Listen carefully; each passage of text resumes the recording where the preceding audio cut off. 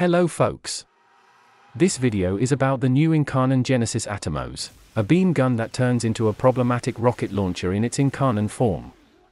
Atomos is a weapon that deals 100% heat damage, and, as a secondary weapon, can't use hunter munitions to force those bleed procs. Using hemorrhage isn't a viable option either.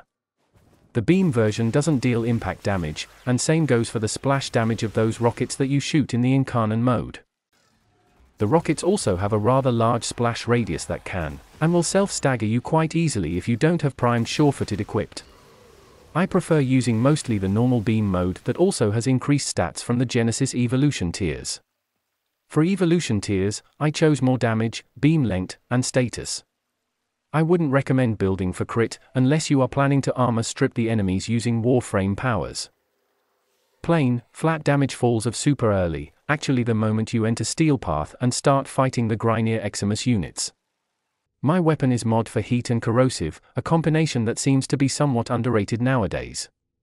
As you saw from the earlier clips, this old school combo works just fine, and in some cases is even better than Viral and Slash. Most players won't ever do normal Steel Path content up to the point where heat and corrosive actually falls off, but in theory, this would eventually happen. Best weapon arcane for this build is most likely Cascadia Flare, and if you don't have that, Primary Merciless will do just fine. Practically thinking, if you are a player that can kill normal Steel Path Grinier units that are above level 500, you have the knowledge and the gear to armor strip enemies.